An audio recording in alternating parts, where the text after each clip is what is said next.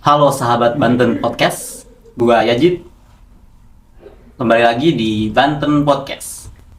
Hari ini kita akan membahas yang telah kita lalui, yaitu Pilkada 2024 kemarin telah kita laksanakan.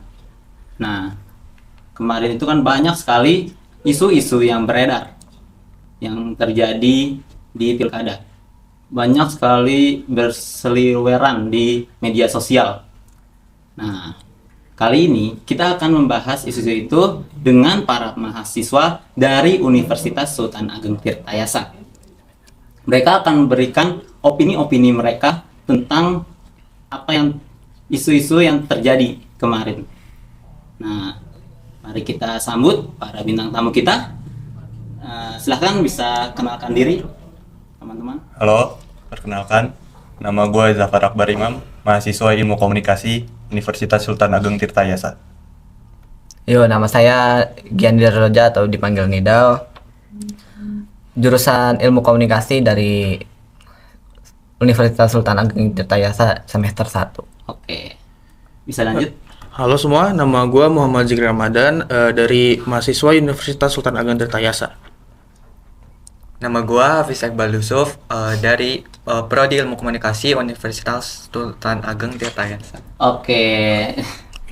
Nah, kalian nih dengar tadi dari semester 1 berarti baru masuk ya? Iya. Gimana tuh rasanya tuh? Jadi salah satu mahasiswa di Universitas Sultan Ageng Tirtayasa. Gimana rasanya?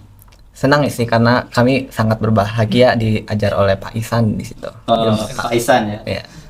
Ada lagi mungkin kesan dan pesan, bukan kesan dan pesan ya, kayak perasaan kalian gitu pertama kali jadi mahasiswa nih. Sebenarnya ya pasti seneng lah ya semuanya keterima di PTN. Apalagi kan Prodi Ilkom tuh salah satu yang saingannya paling rame kemarin. Oh iya, waktu betul sih. UTBK. Jadi lumayan seneng sih. Ya, ilmu komunikasi tuh emang jadi ini sih, apa, salah satu jurusan yang banyak diminati ya. Iya. Betul. Nah, kalian kan dari jurusan ilmu komunikasi, pastinya belajar politik dong, iya nggak sih? Betul sekali. Nah, dan kalau dengar-dengar nih ya, pasti kalian tuh juga dari berbagai daerah, betul tidak? Benar. Betul sekali. Betul. Nah, kemarin berarti ikut nyoblos dong, ikut kan? Iya. Nah, menurut kalian nih di tempat asal kalian, gimana sistem dari ya secara singkat lah sistem pilkada kemarin, kemarin itu gimana? Siapa duluan? Ya mungkin coba dari kamu. Kalau dari daerah gua sama aja kayak yang sebelumnya waktu Pilpres, jadi sistemnya sama aja kayak gitu. Oh, berarti masih di tempat Hafiz ini. Pandeglang. Pandeglang. Iya. Masih tetap sama ya? Iya, tetap sama. Kalau Rama gimana? Kalau di tempat gue kan tinggal di Cilegon. Jadi sebenarnya di tempat gue itu ada di desa gue jadi 3 TPS sesuai RT-nya masing-masing. Mungkin bedanya itu aja sih. Ada beberapa perbedaan ya daripada kemarin. Kalau Nidal gimana nih? Kalau saya sih ya normal aja ya. Saya kan orang Serang dan saya rasa berjalan lancar aja sih tadi pemilihan. Oke, kalau Jafar? Kalau gue dari DKI kan ya. Di DKI paling bedanya nggak ada pemilihan wali kota, jadi cuma ada pemilihan gubernur kan kalau DKI. Oh iya. Betul. Terus sama mungkin tahun ini kayak nggak terlalu rame yang milih, banyak golputnya kayaknya. Wah, kenapa ya? Kok bisa jadi banyak golput?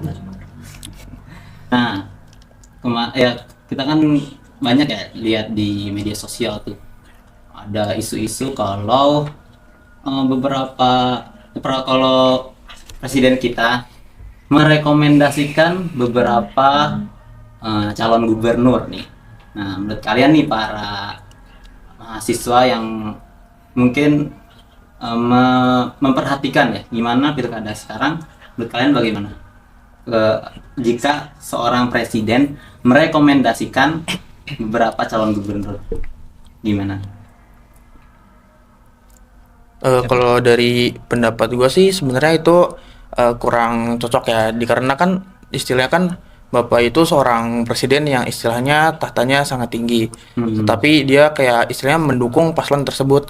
Jadi istilahnya kayak Bapak Presiden ini kalau ngomong dukung paslon A, ya istilahnya yang lain juga akan percaya gitu bahwa paslon itu kuat gitu. Iya sih. Iya sih, yang kayak yang ditakutin tuh jadi kayak ASN juga nggak bisa netral kan.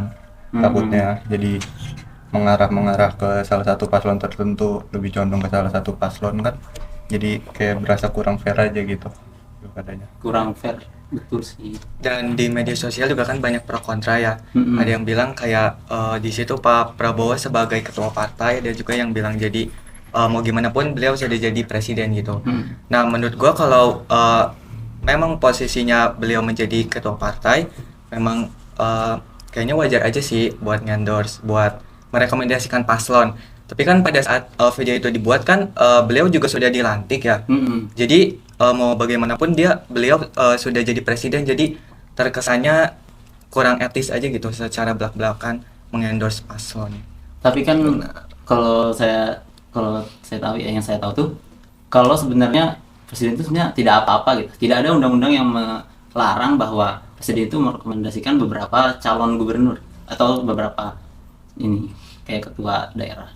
Memang tidak ada aturannya karena ya bebas mau apapun tidak disalahkan, tapi ada etika di situ. Iya. Etika Kalau ya. belak-belakan Melanggar. tuh kesannya kayak kurang aja gitu. Toh nepotisme juga boleh aja tuh dilakukan, tapi kan etiknya apakah bagus melakukan hal itu gitu bro.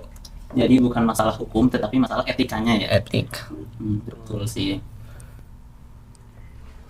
Nah, kan kemarin kita ya tadi kan kita udah ngomongin nih tentang beberapa calon gubernur yang direkomendasikan itu tuh tidak etis ya. Bukan karena masalah hukumnya tetapi karena tidak ada etika.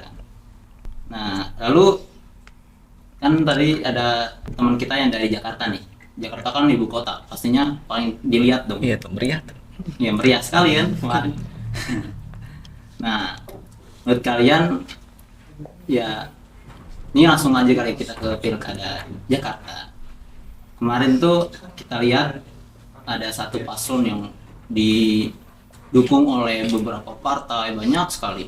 Ya, Siapa tuh? siapa ya? Nah, lalu dengan partai dan presiden juga ikut merekomendasikan dia, ikut mendukung calon paslon ini. Nah, bagaimana bisa lawan paslonnya yaitu Pak Pamdul ya? Karno ya? Karno, maaf. Yaitu bisa menang tuh melawan beberapa partai dan beberapa presiden yang mengendorse RK ini Pak Ridwan Kamil. Kok bisa menang gitu? Kalau Kalian? menurut gue sih ya, Mm. pertama tuh sebenarnya nggak ada calon yang benar-benar diinginin sama warga Jakarta. Makanya salah satunya juga golputnya tinggi kan tahun ini. Oh iya, betul. Terus bisa menangnya Pramono sama Rano Karno itu menurut gue juga karena ada faktor Pak Anies sih di situ. Soalnya mau gimana pun Pak Anies tuh faktornya gede banget di DKI. Walaupun dia nggak nyalon, tapi di saat dia mendukung salah satu paslon pasti bakal narik suara yang besar banget. Gitu sih menurut tuh. Izin menambahkan, tapi cara kampanye Pramdul tuh bagus banget tau. Iya. Iya Pak. Menjalan ke sektor-sektor kecil minoritas dan yang kecil-kecil kayak walaupun di sekitar situ cuma ada 10 orang ya si Pramono nih ya gak apa-apa ya, sampai ke sana Tidak ada mengunjungi rasa- iya. Terus juga ya Iya. kemenangan Pramono Anung nih dia tidak melibatkan warna partainya warna merah tuh. Oh, iya. Karena adanya sentimen buruk, sentimen negatif cukup negatif lah ya Dari salah satu partai ini. partai PDI gitu. Jadi daripada dia menggunakan warna merah, warna oranye dia Iya. sebagai Warna Jakarta. sebagai oranye tuh bukan PKS juga, tapi Iya, reject warna ya. Jakarta lah. Iya, Iya. Jakarta. Reject ya. Identik sama Jakarta. Itu ya jadi salah satu faktor lah yang membuat orang Jakarta tuh lebih respect kepada Iya. Karno ini ya. Keren sih. Dia kan supaya pas awalnya paling kecil daripada Iya, si iya. Ridwan Kamil. Lebih kecil Ridwan Kamil daripada dia Ridwan Kamil. mengalami penurunan Penurunan elektabilitas suara. tuh karena adanya pertama blunder kali ya. Iya, Blunder oleh saya wakil Wakil calonnya calonnya siapa? Siswono ya, Siswono ya. yang ngomongin janda, terus dilanjuti iya, itu. dilanjuti sama si Ridwan Kamil, ya enggak? Yang gimana Kayak tuh? di ya Oh, iya, yang nerusin ngomong, aja iya. gitu, kayak masa sih kayak gini gitu. Kata-kata itu terus diulang terus ya di Iya. setiap kampanyenya. Itu padahal salah satu blunder yang salah. Sekitar di Jakarta sekitar ada 9.000 jumlah janda kan, jadi kemungkinan ada 9.000 Suara. suara Iya, yang yang tidak diblunder memilih dia. dia gitu. Karena blunder itu Iya, sendiri. walaupun itu hitungan kotor aja sih. Padahal dari apa ya, kayak surveinya itu Pak Ridwan Kamil itu pasti padahal bisa menang ya. Seharusnya kalau nggak ada blunder sih Iya. Bisa sih. bisa sih. Dan juga emang karena faktor Rano Karno yang kampanyenya rapi dan Iya. itu membuat Dan mungkin faktor tingkat pendidikan warga pemilih DKI Jakarta tuh salah satu yang tinggi. Jadi mereka kayak udah lebih ngelihat yang di bawah visi misinya, bukan kayak gimmick-gimmick tentang pencalonan doang sih. iya betul. SDM mereka udah mulai Ngaruh nggak sih itu? paham lah ya dengan Si Ridwan Kamil mengunjungi Solo ketimbang Nah, iya itu Oh, itu lumayan ngaruh ngaruh besar sih. juga sih. Di Jakarta lumayan ngaruh. mereka beliau malah mengunjungi Pak Pak Jokowi. Secara Baik, kampanyenya salah juga kurasa kayak buruk aja karena warga Jakarta menginginkan Iya. template perubahan ya, tapi dia tidak tapi tidak melakukannya, tidak menggunakan itu. Kalau Dia di bisa melakukan, daerah cuman lain. ya dia tidak menggunakan. jadi tidak ada. Padahal visinya perubahan tapi tidak menyerahkan perubahan. Ya, sama. Ya. Lalu, nah setelah kekalahan paslon Ridwan Kamil ini nomor 1 ya. Nah ada kubu pihak Ridho ya yang menginginkan dua putaran. Nah menurut kalian bagaimana itu? Ya walaupun akhirnya tidak jadi ya kemarin kan. Walkout itu ya. Iya yang waktu apa real count ya. Hmm. Yang dia Karena dia walk out ya, pihak Ridho itu walk out ketika ya pengesahan ya itu. Menurut kalian bagaimana? Kenapa gimana ya? Kenapa itu bisa tidak terjadi, malah tidak jadi gitu? apanya KMK-nya. Iya, kenapa? Mau siapa dulu nih? Mungkin gua jawab ya. Iya nggak apa. Kalau yang gua tonton dari salah satu media sih, salah satunya itu ada perintah Pak Prabowo buat nggak usah ngelanjutin KMK, soalnya biar perjalanan pemerintahan dia tuh lebih halus, nggak mau terlalu banyak apa ya kisruh di pemerintahan dia, apalagi masih di awal. Jadi ingin menjaga nama baik pemerintahannya lah. Iya betul sih, kalau emang bakal jadi juga pasti Bakal terjadi gejolak. Takut ada demonstrasi Iya. kali kayak Apalagi apa sih ya- yang biru-biru? Peringatan darurat kayak gitu. kan darurat yang kemarin. Nah iya itu juga. Dan menurut kalian nih, kan beberapa golput tinggi di Jakarta itu disebabkan karena apa sih? Kayak seperti yang tadi gue udah sempat bilang sih, salah satunya nggak ada paslon yang benar-benar mereka inginkan. Salah satu faktor terbesarnya menurut gue itu. Iya kan, padahal awalnya dikabarkan bahwa Anies dan Ahok ya pengen naik. Iya, ada kemungkinan itu. Ada kemungkinan itu. Ternyata tidak sesuai ekspektasi, malah berubah ke calon yang lain. Itu yang membuat golput di Jakarta itu menjadi tinggi ya. Menurut kalian gimana? Sama aja? Kalau di daerah Jakarta sendiri sih gue kurang tahu ya apa penyebabnya. Mungkin salah satunya tadi kayak tidak ada paslon yang diminati gitu.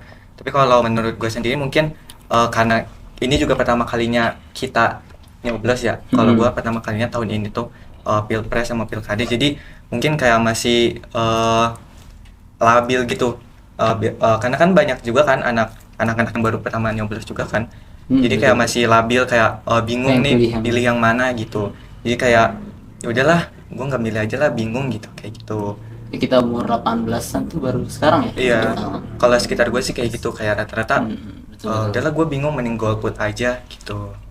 Soalnya mau pemimpinnya apa aja pas banyak yang mikir kayak ya udahlah ikut aja lah. Iya. Nggak ada gitu ya, kebanyakan gitu. Betul. Nah, tadi kan kita udah udah ngomongin tentang Jakarta nih, kan kita kan tinggal di Banten nih, Banten juga kan. Nah sekarang kita ngomongin pilkada Banten ya. Nah untuk pilkada Banten gimana nih menurut kalian tentang bagaimana kemenangannya Pak Andreas Soni? Mungkin yang dari orang Banten dulu Oh aja iya, kali orang ya. Banten silakan, banyak nih. Untuk kemenangan Anderson ini yang saya pikirkan kurang logis ini sih. Kurang logis. Kenapa Iya. tuh? Kenapa kurang logis? Waktu pensurveian Mm-mm. di sekitar Juli Agustus, angka Airin itu menyentuh angka 77% dan Anderson ini 10% ya. Menurut data ya. Ya, di September Oktober Airin ada 73% dan Anderson ini di sekitar 12% ya. Iya. Menjelang hari H nggak ada yang jauh berbeda tuh. Oh. Iya, nggak ada yang jauh beda, paling beda dikit-dikit lah. Nah, pas sudah melakukan pemilu adegannya, Pemungutan suara. iya, Airin menyentuh angka berapa? 40-an persen ya, dan Anderson ini menang di pilihan itu. Karena ada lonjakan perbedaan yang begitu tinggi, 30-an persen lah ya. Iya. Yang menurut saya sebaiknya Bawaslu harusnya investigasi ya, menindaklanjuti lah. Ada apa nih kok survei sama hasil berbeda antara yang bisa ditindaklanjuti oleh yang ditindaklanjuti itu satu si calonnya atau lembaga surveinya, bisa dicek dari situ dulu. Pasti ada yang salah dari itu. Atau enggak ada kemungkinan lain tuh. Ada apa? Ada kemungkinan. Maksudnya kenapa bisa turun? Pertama, Perpindahan suara. Pasti Iya. ada beberapa faktor yang bikin Iya. ke apa? Perubahan suara. Perubahan. Tapi kira-kira biasanya faktornya apa aja sih? yang pertama calonnya blunder sampai Biasanya yang di blunder, Jakarta, ya. atau calon yang naik ini memiliki gagasan yang bagus, terobosan yang bagus. Oh, yang lawannya ya? Iya, Iya. tapi sejauh saya tahu nggak ada tuh yang kayak gitu. Nggak ada yang kayak gitu. Betul. Jadi sebaiknya saya harap Bawaslu atau pihak pengawas bisa menginvestigasi hal ini. Oke. Ya, semoga didengarkan deh. Oke, gimana menurut? Mungkin di sini menambahkan aja, saya pernah lihat dari berita katanya Ibu Airin ini kalah dari entah serangan fajar atau entah pas kampanyenya. Oke. Dikarenakan setahu saya di saat penyelenggaranya ingin melakukan kayak berbagi sembako atau serangan fajar, itu katanya diawasi oleh entah pihak pemerintah, entah pihak militer, entah pihak polisi, katanya sih seperti itu. Karena seperti itu kan sebenarnya itu juga berpengaruh penting ya, serangan fajar itu. Nah mungkin dari itu pihak Airin ini tidak bisa bergerak bebas. Mungkin itu aja sih tanggapan saya. Gimana? Ada yang mau berpendapat? Tapi sebenarnya kalau yang pihak Airinnya jadi nggak bisa ngelakuin serangan fajar tuh menurut gua bagus kan, justru. Jadi kan dia nggak melanggar Tidak melanggar, ya peraturan.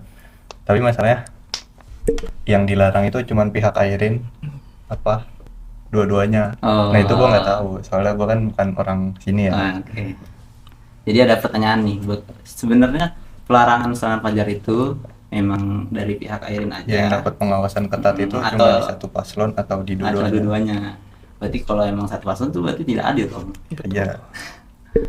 Nah, dari tadi kita udah berbicara topiknya tuh berat banget ya. Coba menurut kalian nih untuk pemuda, bagaimana sikap kalian kalau ada yang disebut dengan serangan fajar? Nah, kalian menyikapinya bagaimana sih? Ada yang ingin berpendapat? Kalau gue sendiri, karena di daerah gue tuh jarang, nggak pernah ada kayak gitu. Gue Nggak sendiri pernah. nggak pernah dapat. Jadi gue juga nggak tahu gimana rasanya ya dapat kayak gitu. Jadi gue nyoblosnya tuh sesuai keyakinan gue aja gitu. Oh, tapi Bukan kalau dapat sesuai- diambil nggak? Ya amin. Lumayan aja kayaknya. Oh gitu. Mungkin setuju sih, soalnya saya juga nggak pernah dapat serangan fajar, tapi emang di daerah gue pernah ada kayak pembagian sembako dari pihak-pihak tertentu. Tapi menurut saya kalau ada pembagian sembako nggak apa-apa diambil, tapi kalau untuk pemilihan ya kita lihat lagi dari kinerja paslon tersebut. Kalau menurut kalian cocok ya udah silahkan. Pilih saja ya. Iya betul. Ya kalau dari gue serangan fajar itu mengganggu banget sih sebenarnya, apalagi khususnya di Indonesia tuh kan pemilihnya pendidikannya belum terlalu tinggi ya. Jadi mereka kadang bisa ngorbanin pilihan mereka untuk 5 tahun ke depan mimpin mereka cuman karena 50.000, karena sekardus Indomie atau beras. Miris banget ya, Iya, miris gara-gara itu sih. karena sebungkus Indomie 5 tahun ke depan hancur. Aduh. Kalau yang sembako dari bantuan rumah tangga yang dijalankan oleh pemerintah, bansos lah ya. Terus dinamai oleh salah satu paslon, menurutmu gimana? Sama aja nggak? Ya itu lebih nggak fair lagi, apalagi pakai dana pemerintah. Udah pakai dana pemerintah buat dukung salah satu paslon. Waduh, Kacau banget itu. itu namanya penggunaan Penyalahgunaan.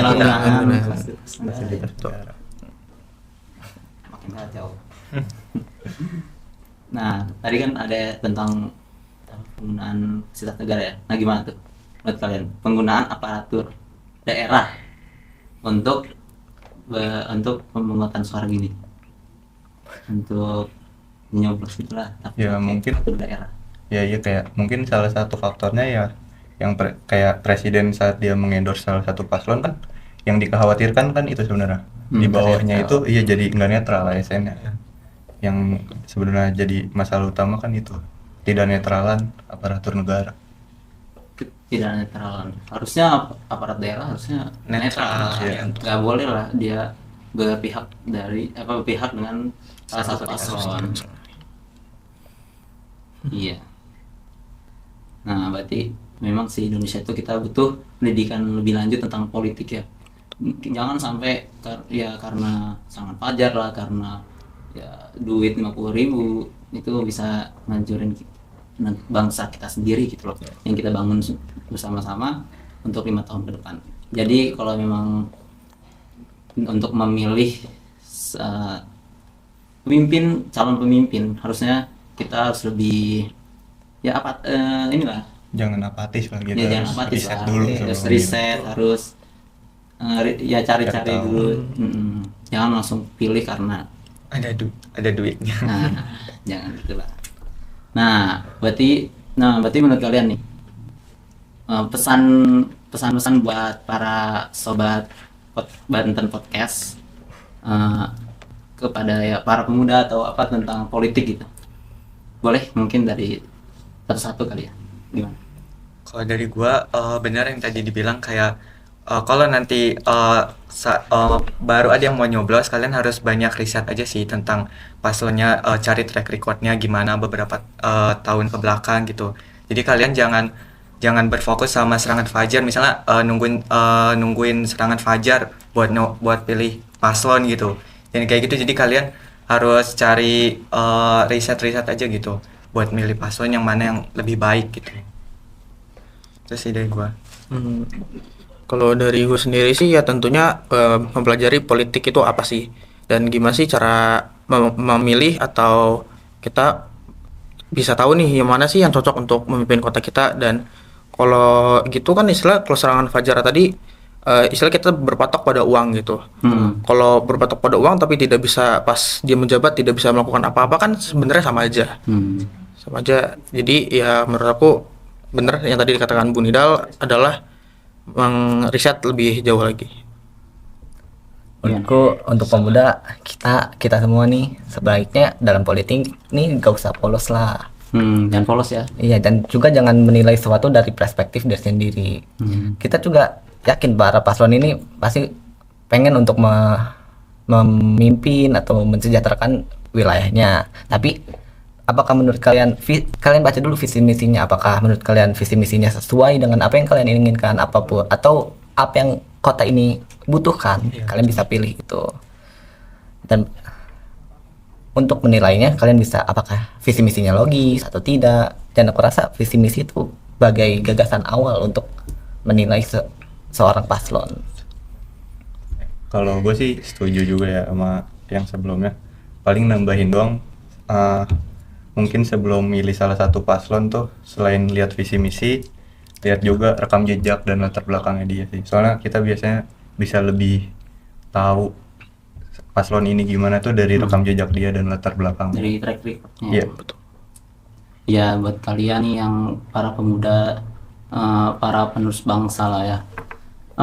Jika kalian ngerasa kayak menyerah dengan kondisi politik saat ini di negara kita yang bobrok ya, yang begitu bobrok, yang ya kalian kayak udahlah ngikut aja, kita golput aja lah, itu salah ya, karena suara kita akan berdampak kepada bangsa ini untuk 5 tahun ke depan.